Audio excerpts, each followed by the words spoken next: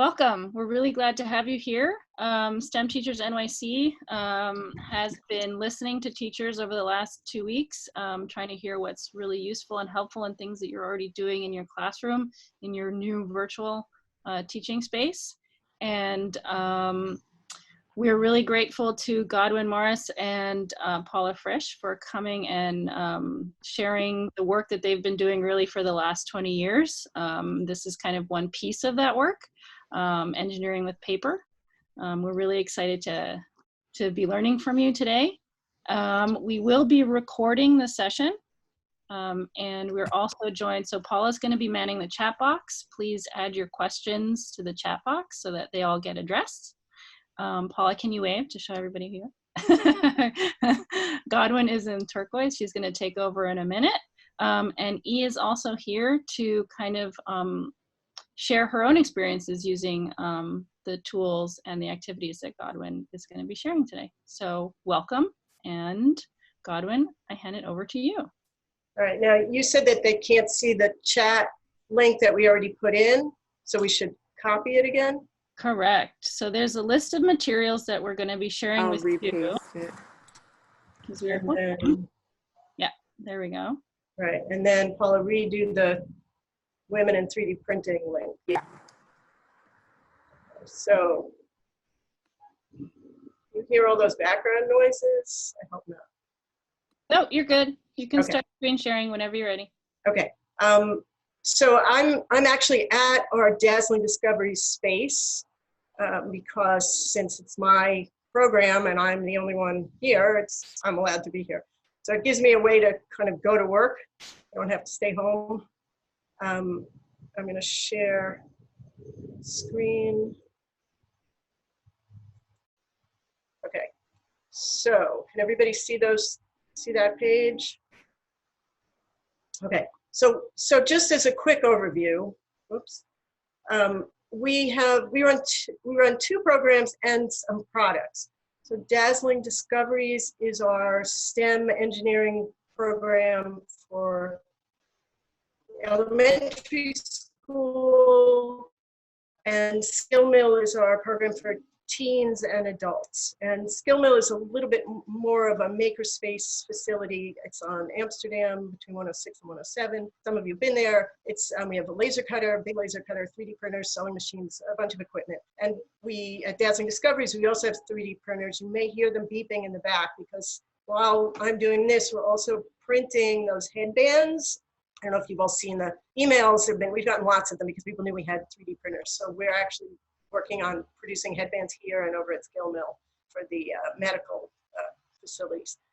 So anyway, that's the background of some of the beeping. So we have two spaces, one in Amsterdam, which is the Skill Mill space, and one on Columbus, which is where I am right now. And this is more of our kid-centered space. And we do hands-on learning. We do after-school classes. We do camp days when schools are closed. And we've been working with kids. I've been working with kids for 20 years, running these programs, creating curriculum, learning how to work with kids in a way that's effective for them. Over the years, we've created, a few years ago, I created a product called Dazzle Links, which is the third column here. And that is a cardboard engineering kit. We've been selling that very successfully. It's essentially a cardboard erector set, comes in different formats. You can go to the Dazzle Links website and see it. Some of you have already seen it. Anybody who knows me has seen it because I'm always bringing it to events and things. And then more recently, in the last year, we started creating this product called Engineering with Paper. And we did that because we realized from talking to so many teachers, we go to a lot of conferences and talk to a lot of teachers. There's a whole category of teachers who are not you're the people who are actually watching me because you're a little more tech comfortable. There's a lot of teachers who are not tech comfortable and tend to avoid STEM education or hands-on projects because they don't know how to approach them. So over the years, we've developed these techniques with paper, and so we've now turned that into a product line that we could sell to teachers very inexpensively, where it's a set of instructions on how to use paper in particular ways. So I'm going to walk you through my presentation on that, and then we're going to do some activities. Is that clear? Okay. I don't have the chat up and I don't have the hands up. So Paula, you'll let me know. Yeah, I'm keeping an eye on that. Needs to see anything. Okay. And you can see in these pictures the kids are working on something. So here's the basic premise that there are lots and lots of challenges out there, and I'm sure you know them, I'm sure you use them. It's a little sampling, build, something that can hold a weight, something that doesn't fall over, blah, blah, blah. And they get used, they get touted around on the internet all the time, and people are constantly talking about them. But we've noticed a problem with them. And the problem is that some students know how to use them. Some students know how to use them, how to approach them, and a lot of students don't know how to approach them. And so what I've heard from some people, and I found this quote on the internet, is that the idea is to let kids just figure it out. And that might be, this quote says they will learn, they will naturally learn. And I'm sure most of you have seen that happen. But what we found is that it does happen, but there are some real constraints around it, and these are the constraints. The constraints are around time, and there's some others. So the amount of time that you have, the background that the children have, whether they really do know how to work with materials or not.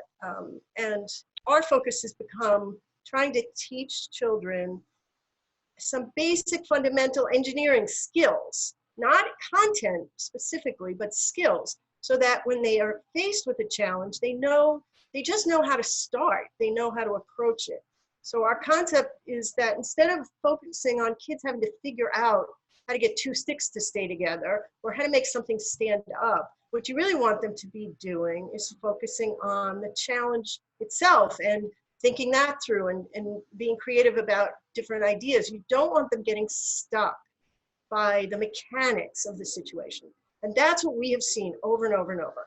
So over time, we've created these models or these paper folds that we teach children, and then we've discovered and used it over and over that once we show them some basic folding and cutting techniques and then give them a challenge, they're on a level playing field with the other kids, and they know how to get started, which is often a big moment.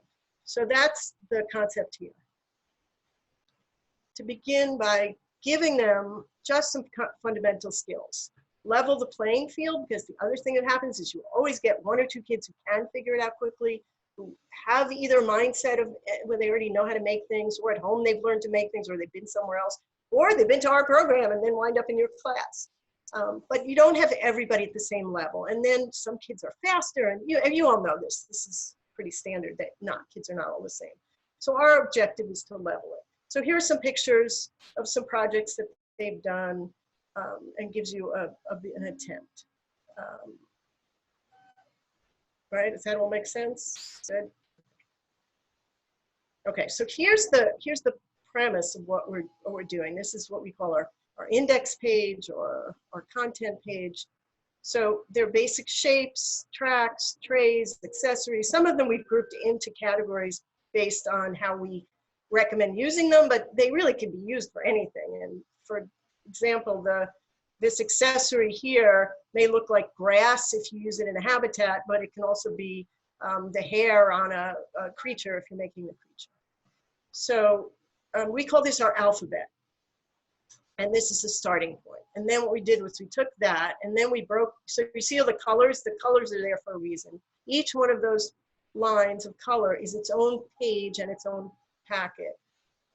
And then here's what happens. Those colors get broken out into series. So the red, the basic shapes, we lay them out and how to do them. And some of these are going to look very familiar and very obvious, and they are in many ways very obvious. We have some complicated ones that you wouldn't know just naturally, but folding up the two sides of a piece of paper to make a track, we find kids don't always know how to do that. We often find they don't know how to do that. And so that's really the premise here, is to just give them some of those preliminary materials, the preliminary models.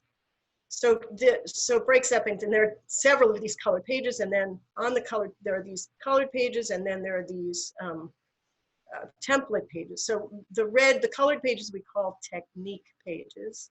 The pages with all these lines and scissor marks we call template pages, because what we did in our packets was we just made pages that the kids could cut up just to make quick models of each thing in case it's not clear from the technique pages. And then there are student pages and project pages in addition to that. Okay, so here's how you might use it. So I'll let you read this list for a minute and see if any of this matches what you might be teaching or have taught. And then, does this look like, are these familiar topics? You could just raise your hand if that looks familiar to you. And then here's the paper model of some project. Okay, there I can see the hands. Okay, and then here's some of the themes that we've created. And again, behind each one, you can see they all have colors on them, because those would be the technique pages and template pages you would use if you wanted kids to be able to make these kinds of things. And again, the point of this is not to follow these pictures or these instructions exactly. The instructions that need to be followed are just how to make the original folds and cuts. But then how you use the pieces of paper is really up to the kids. The same shape could be used for a bed, a table, a bookcase, just dozens of a base. We just use the same piece over and over in many different ways. So that's really what we're trying to teach, just teaching you how to make that basic tray or box. But these pictures show you how it works.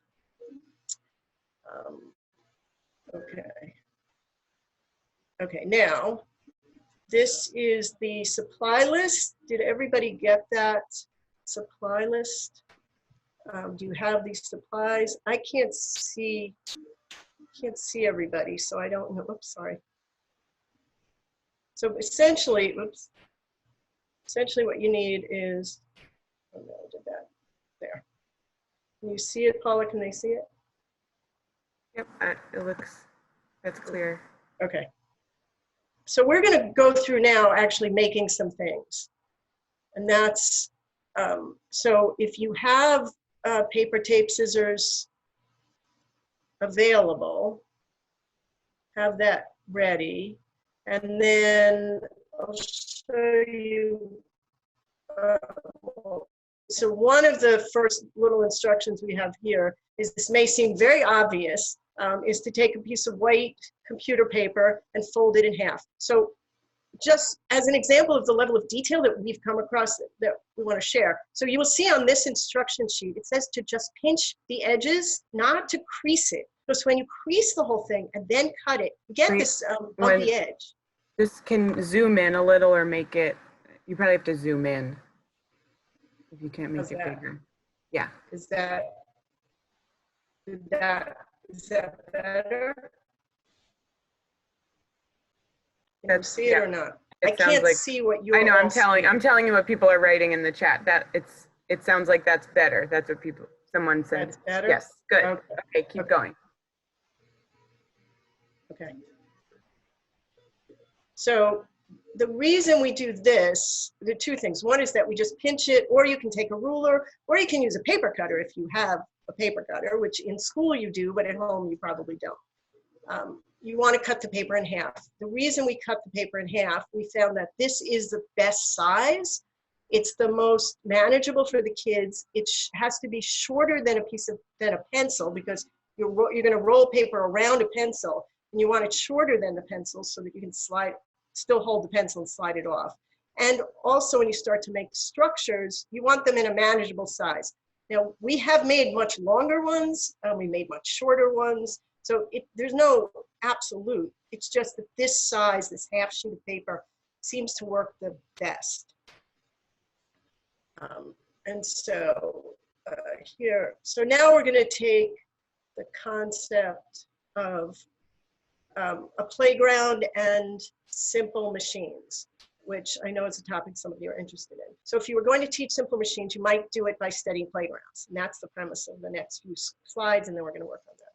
So So when we teach things, we try to show images. So we show kids pictures of some playground equipment, and we look at them, we look at the similarities, the differences. All the slides have some kind of a ramp and some kind of a base to hold up the ramp. If you look at these pictures, you'll see the bases are all very different. Even the slides are a little bit different.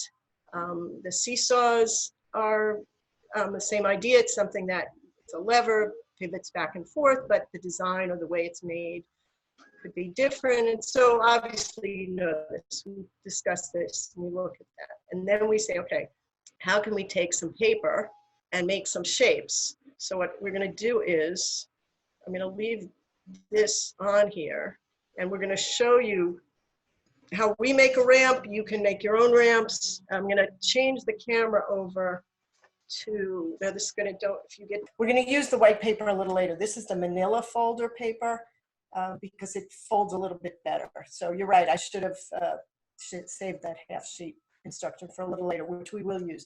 But this is any length you want your ramp to be. And that usually if you just tell adults to fold up an edge, they can just go like this and fold up an edge. But kids have a lot of trouble doing that. So we often tell them to either put a ruler or a straight edge. Let's see, how's that? You could see that. I'm just trying to make it so you can see what I'm doing. And so we have the kids use a straight edge to fold up.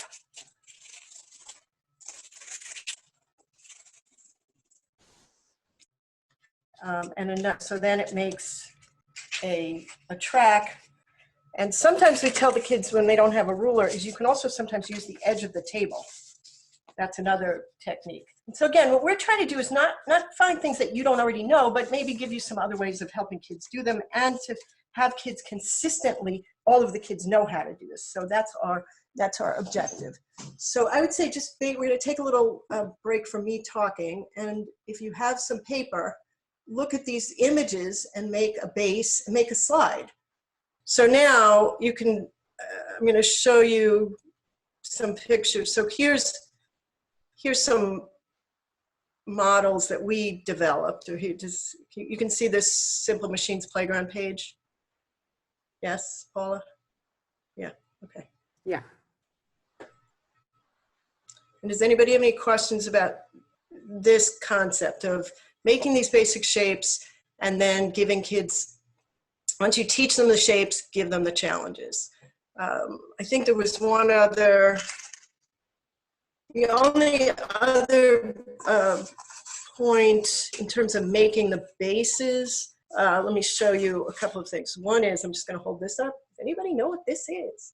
So this is another funny little technique we do. These are plastic containers, food containers. But what we find is it's very helpful to have the tape ripped either for the kids, or the kids can usually do this if you give them, it depends how old they are, but if you give them a strip of tape and scissors, they can make these trays for themselves. It's much easier for them to have the tape already in pieces before they start doing this building. Doesn't have to be, but it definitely helps. You'll see in some of our later pictures, on the tables, there are always these black trays with tape on it. You can use white trays, you can use anything that the tape doesn't permanently stick to. I like the black trays because it's contrast, they can see the tape. The white, funny, blends in a lot. But it doesn't matter. The idea is just to have tape pre-cut. It's another little saves some time, and also just enables the kids to have more control over what they're doing. And then the other thing I'm going to show you is, which is on that original sheet, is that there's a lot of ways of connecting things. We find when we take pieces of paper that we folded, if you give it to kids, they'll often overlap it and then just take a piece of tape and go this way. So we like to teach kids to put, I don't know if you can just look at it from the sticky side, but you put the tape on first, and then you can either line up the edges and fold the tape over, and then it makes a very simple box. And again, that's a technique we like to teach kids, or they can attach it any way they want. But we do find putting the tape on the edge first helps. It's another piece that we teach kids. Okay, and then this is the picture of that. Okay, now here is some photos of some projects. So it gives you a visual of what kinds of things. And you will notice the black and white zebras in the bottom corner, because what we often do when we do these projects is we give kids a prompt or a stuffed animal, a little character, something to build for. It's valuable in a lot of ways. It helps them to think through what they want to do. They love having these little creatures. You can buy very, very inexpensive, and even in the classroom, you can use classroom. You could use Lego people. It doesn't matter what it is. But we find that it's, one, it's a good motivator. The other is it brings in the math skills, because you have to create your playground or your house or whatever you're building in proportion, so that it's the right side. And we actually go through a little proportion lesson when we do this, where we pull out a doll chair and say, who can sit in this? And then you know where to go with that. But it definitely helps to include math skills in with the building and the simple machines and the engineering, because they have to make the whatever they're building fit the character, the physical toy or doll or creature that they're building it for. So we have a lot of these little tiny stuffed animals. Oriental Trading sells them. They're very inexpensive. And so that's why there's a whole bunch. This is our teacher sample on the bottom here. Any other questions? Oh, and then we're going to get to the paper straws next, which is what most people find very useful. But I just wanted you to see how you can fold paper in all these different ways and make a whole playground, and then talk about simple machines from there. And then here's our drawing or picture of simple machines. Just and how someone you had could asked make them about out of paper. what's The in a picture on the packet. left just has a, right, okay, we'll come back to that. Right, but So this a lot is of the also showing pages, a little bit of that. So right, exactly. So a lot of these pages are part of what's in the packet. And again, you'll always see at the top, we've color coded them so you know which technique pages to refer to. But then here we wanted to see if we could make models of simple machines just using paper and tape and scissors. So these are our models for you. You can show them to students. You can have students build these exact ones. You can have students make their own. We just know that it's helpful to have visuals so that you know where it can go. And so these are all these pages are all part of the Simple Machines packet. Okay. Here's the playground. And this is just samples of the playground with some pictures. Okay. Somebody asked about the age group for the Simple Machines. To us, it's not, we don't really design it for an age group. We've been doing a lot, before we were shut out from seeing you in person, we ran a few of this same workshop in person, and teachers came. We had high school teachers and elementary school teachers, and it seems that people use it in any age. These techniques work with first graders and 12th graders. You would use them in different ways. You might move faster. They might be neater. They're different levels, obviously, but they're not really designed for an age. They're really designed just to give kids a level playing field and a set of techniques that they can use when they're going to build paper models. And so here's an example of the playgrounds. And okay, so now you see the characters on the right, and actually these use our paper straws, which is what we're going to do next. And that's what we're going to use the white paper for. And this, you need white paper. So the manila paper or the heavy magazine covers.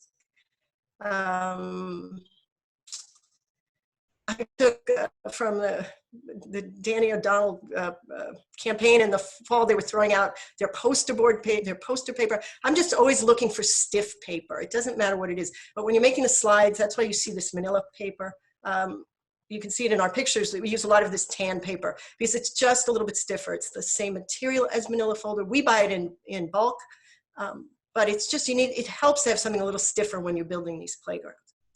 But when you're making paper straws, which is our most flexible technique, you want white paper or magazine paper or something softer because you're rolling it, you want it to roll quickly.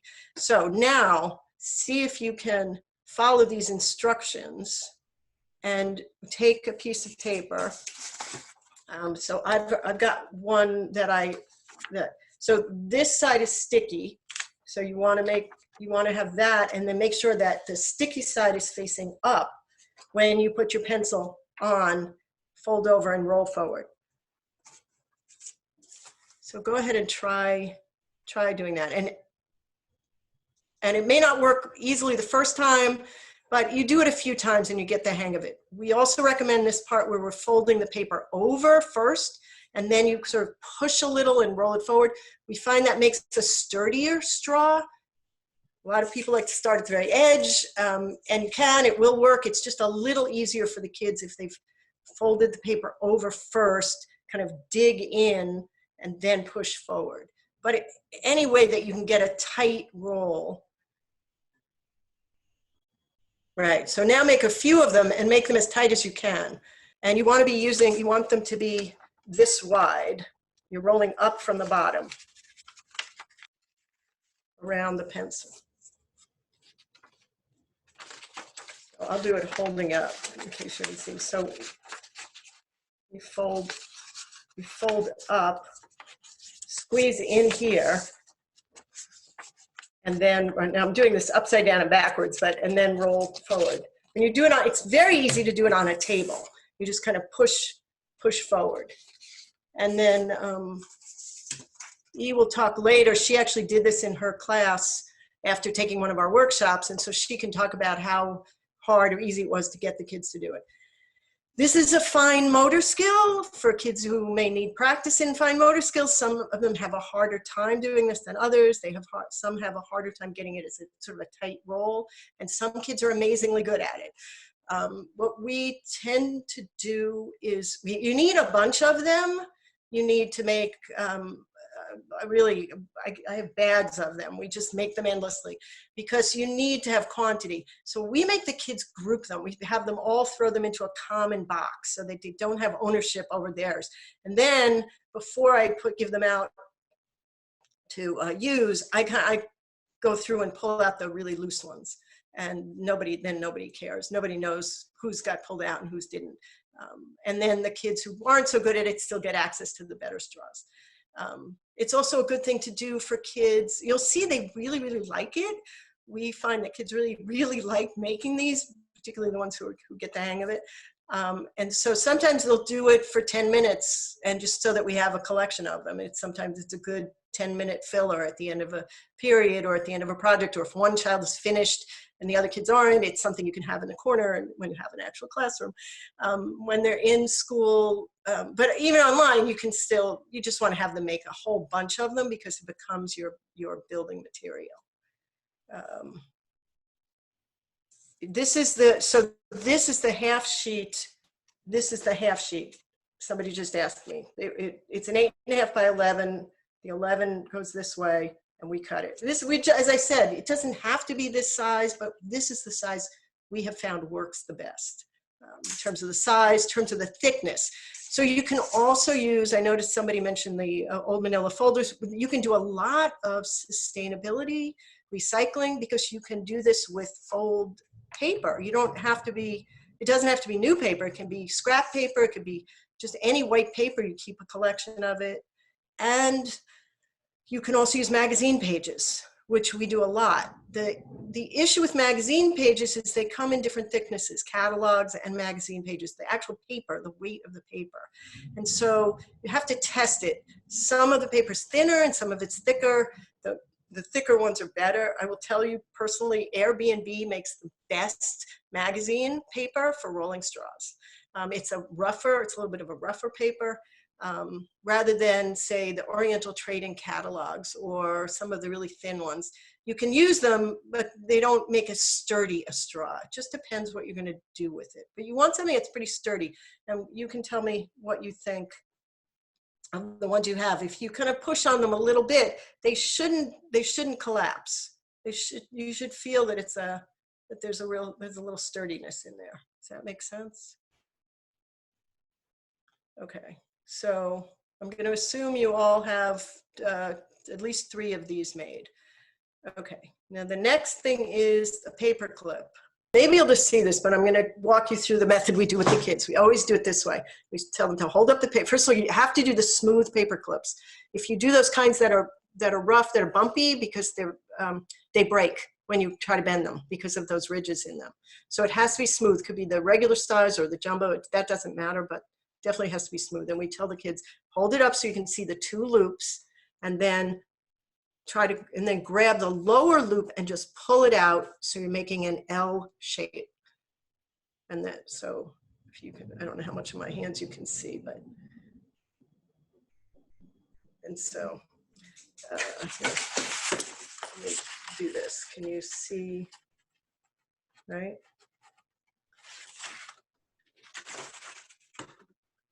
So, and that's what it says in this picture.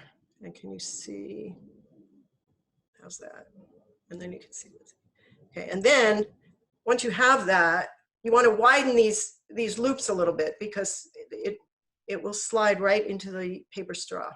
And then slide it in, slide the rounded edge.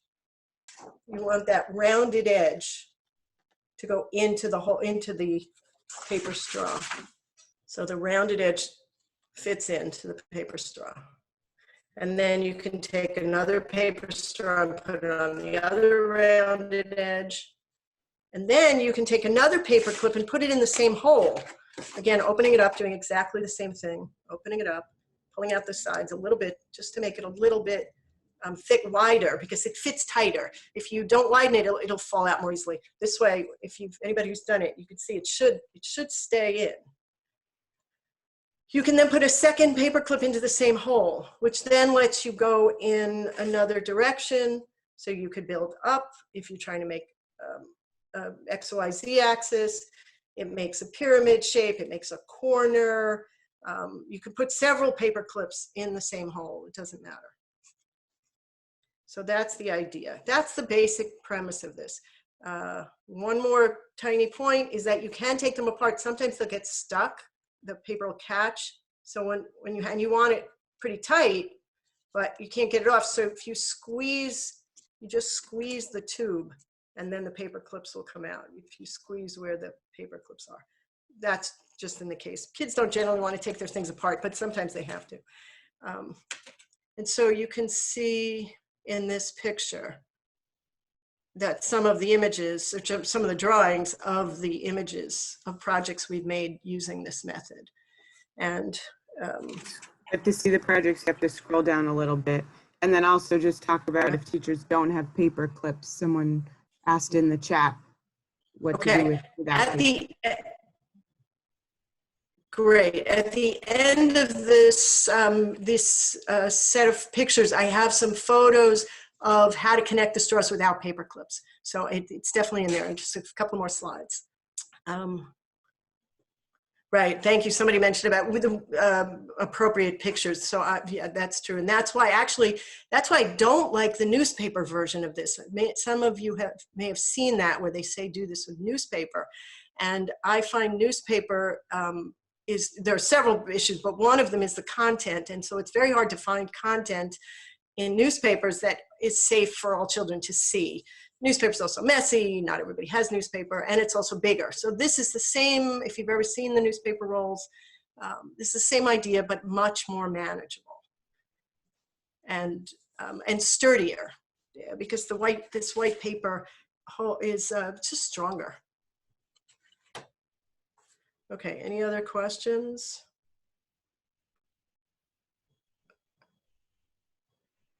Okay. I've also done this with magazine page here, so here's a longer one. You can do it with any size. The challenge is, remember that, for at least in this case, if you have long dowels, then you can obviously do it any size. You want the dowel or the pencil to be longer than the piece of paper, because otherwise it's hard to get it out of the paper. You can poke it out, but it's much easier if it sticks out and you can pull it out. It's another reason we do this. But you can do it with longer dowels. You can do it with bigger pieces of paper. I've done it with bigger magazines. We do all kinds of sizes. Just, again, none of this is meant to do it absolutely, except for these couple of tricks about how to make the things. You use whatever materials works for you, your students. Okay, so has everybody got that? I assume you do, because I can't see if you have it or you don't. That's the frustrating part about this. I can't see that what's happening. Okay, now here are some pictures of some projects that kids have made with us using the paper straws. And you can see there's a whole range. On the bottom right, he was just happy arranging them in patterns and pictures. And that was, I think he was in first grade at that point, or maybe kindergarten at that point. And we've had kids make big structures. You can do geodesic domes with this. If that is something you're interested in, you do have to use 3 different colors of paper, because you need 3 different sizes. A geodesic dome has, so there, now you can see he was just using them to lay them out. You can make big structures, you can make small structures, and these, for the most part, were all done with the same half sheet width of paper. We have a whole set of challenges that we've created that kids do, that they use the paper straws. So this picture on the top left, we do a basketball challenge. We give kids these little mini basketball toys that you can, again, Oriental Trading, it's one of my favorites. And we take away the basket. And so they have the ball and they have the little launcher, and then they have to design their own basketball unit or court or something. And I have hundreds of pictures. If anyone wants to see them, I don't want to overwhelm you with all of my pictures. But it's amazing what they do and how they figure it out. So that's the challenge. But they don't have to worry about thinking about how to make the structure, because we've taught them how to roll the straws. We've taught them how to connect them. You can see that in some of these pictures, after they built their structure, they can put tape on top of the corners to make it a little sturdier. But then they know how to make projects now that they know how to make paper straws. And this is probably the most, the one, and even when we do this with teachers, this is the material that they find the most useful. It's the most versatile of everything that we do. Okay, so here's some more pictures, just so you see different ways that kids have used them. The ones on the right, you can take additional paper and lay it on top. So this is I think obviously TP project, but you can add things to it. You can hang things from it, which is the top picture, and they're making different shapes to hang paper on it. We were actually testing air, and they were hanging things and then using different things to move air to see how the pieces move. And then on the bottom, they were making tracks. They're just taping them down. Okay, so that's that one. And then here now the kids on the right were using magazine pages instead of white paper. The one on the top on the green was a version of a playground. And on the bottom, you can see, I just wanted you to, and in this picture also you can see the tape. Our tape is on everything, our bowls of tape. And again, we're just making the point on the bottom was to make a whole bunch of them. We do a lot of school visits here, and so that's why you're seeing kids in some uniforms. These are kids who have come here for field trips, and then we teach them this and they do these projects. They come for STEM challenges. Okay, and then here is the answer to the question of what do you do if you don't have paper clips? So you can look at these are just 3 examples. Let me know if you have questions about them. I'm not sure how obvious they are from looking. The one that if you take your paper straw and just cut fringes and open them up, that's what that top left picture is. Does that make sense? And that's the end of my part of the presentation. So if you have any questions or if you want to ask anything and unmute, you can do that now, and then he's going to go on and show you how she used it with her students. So 5 minutes. Anybody have any immediate questions or want to say anything? Or maybe let's hand it over to E first, and then we keep the questions to the end. Okay. All right, E, you ready? Yes. Galvin, could you stop sharing your screen? So yes. That Got it. Good. Thanks. let me see. Okay. So I attended Galvin's workshop back in February, I think. I only had time to do the lessons with my students for 3 or 4 times. I did it with after school students. So basically I did 3 to 4 lessons with them. The first time I did a lesson with them, I showed them a couple of videos I took from Colins Workshop. So I give them the vision, like once you know how to use the paper to make the paper straw and how to connect them, there are a lot of possibilities, that a lot of amazing things that you can do with them. So for the first lesson, we taught them how to make the paper straw. I find that use the printing paper is easier than the thicker magazine paper for the students to manage. So the picture is a first or second grader. The initial challenge is like to make it, it's not tight enough. So the straw is too thick. So it definitely takes, especially for younger students, it takes a few times for them to practice. So we have to tell them that this is what science engineering is about. It takes practice. So we have to go through the challenge. And once they see some of the students, they're able to make the perfect straw that can be used, they're more confident that they can do it as well. So the first lesson, we asked them to make any 2D shape. So it's flat 2D shape. And from the second lesson, we challenged them to make it into a 3D shape. And then we had a conversation about how do we make it, use the paper straw as an axle to make it into a car. And we talked about the inner axle, outer axle. And so they were able to make the car here. And there was some students, they were faster than other students. So we just told them that you can make anything you want.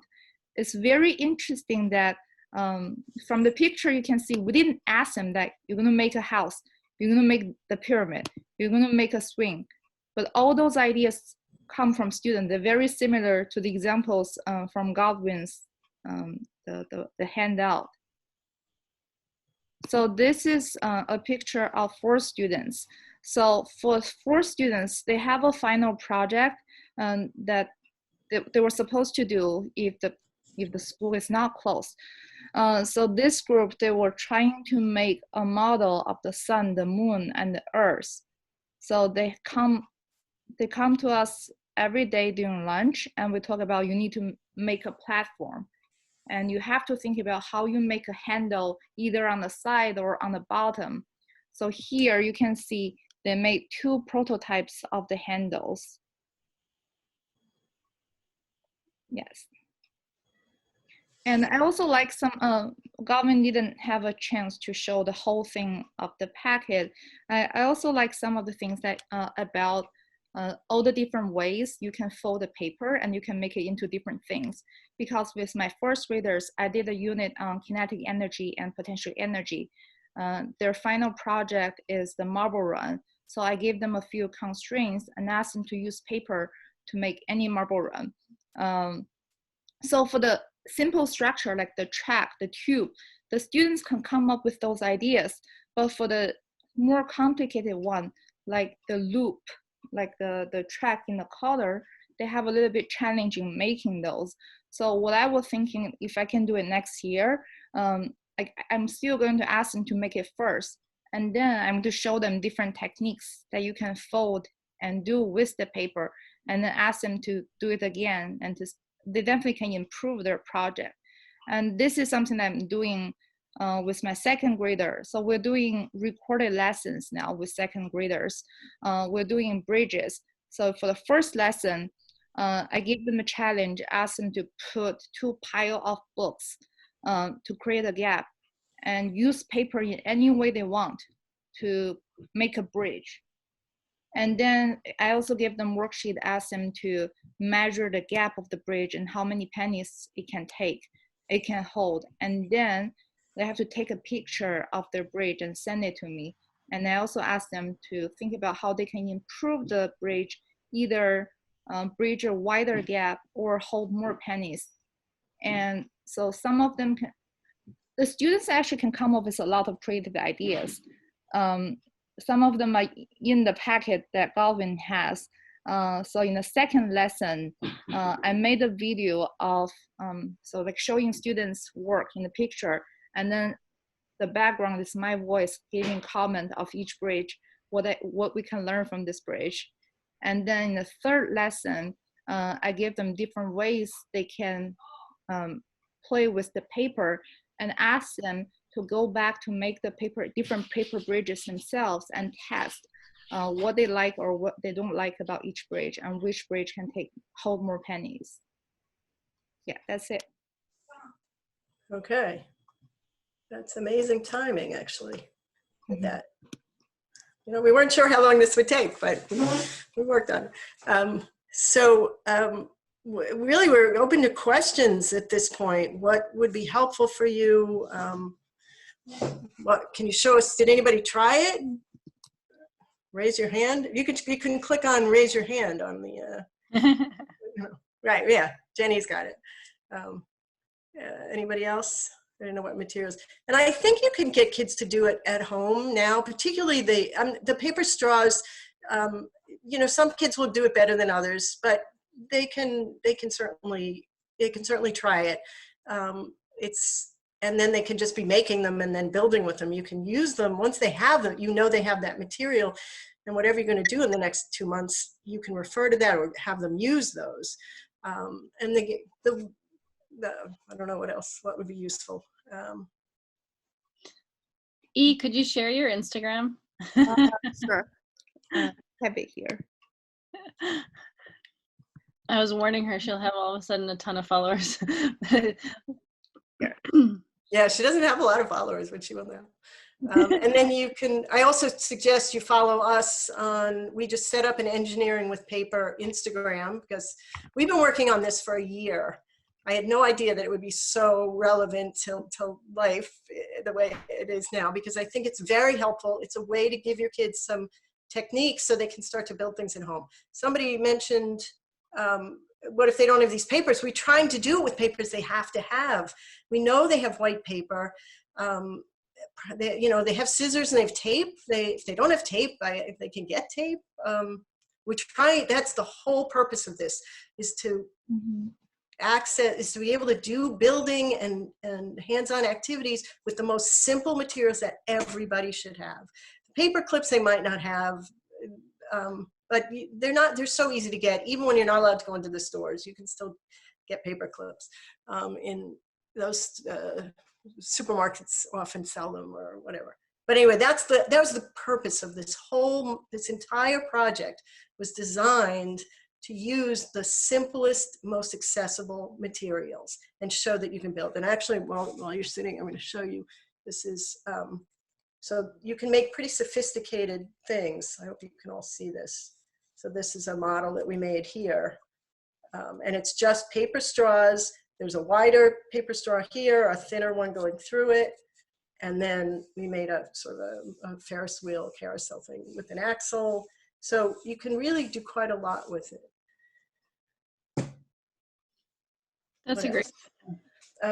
Well, so Liz, the thing about the glue, there are two reasons why glue is tricky. You can use a glue stick instead of tape, but it's messy. And you have to get it right on that edge, and so you need to have something under it. But yes, you definitely can make it with glue sticks.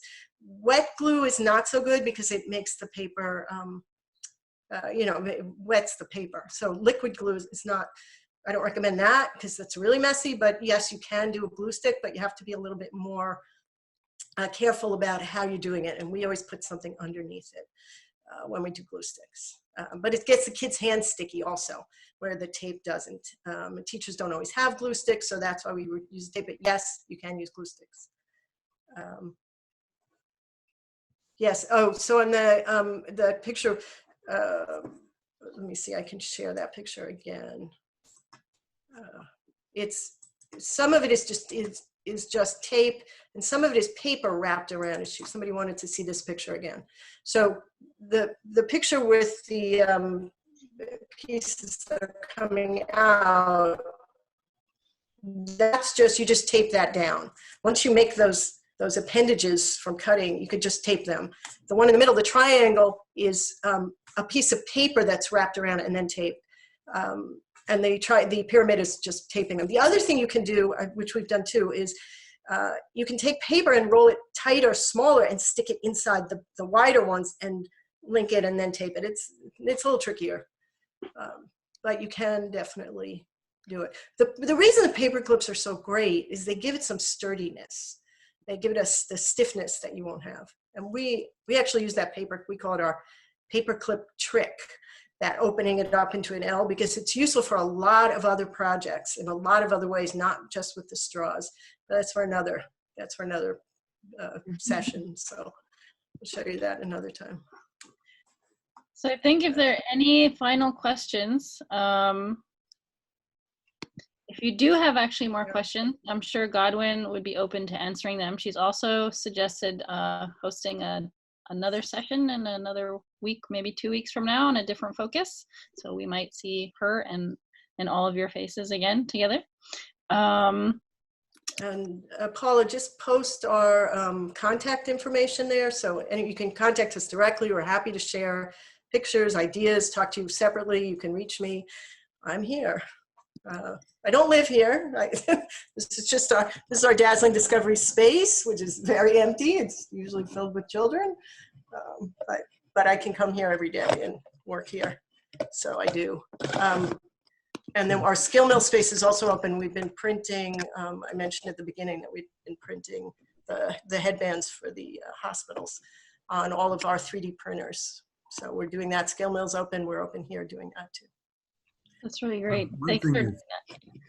One thing that's really fantastic about this is, I mean, kids can go on experimenting and building for as long as they want to. I mean, Right. They're not confined to school hours or, hours with the teacher. Now, this can be a little hard on the teacher's ego that, they're not necessary for the kids to continue learning, but it's really healthy because everybody knows that no really great engineer or scientist just learned how to do it in school. They were messing around with stuff in their basement or outdoors or in the field or wherever it was. So this gives even urban kids a way to mess around with stuff and learn and, be independent and figure things out. So thank you, Doc. Great stuff. Good. I'm glad. Thank you for all joining in and making me feel like there's still humanity out there and we're not so isolated. So Thanks, everyone. Thank you, Godwin. Thank you, Paula. The recording or some part of it will be hosted on our virtual resource page on our website. okay. Thanks, everybody.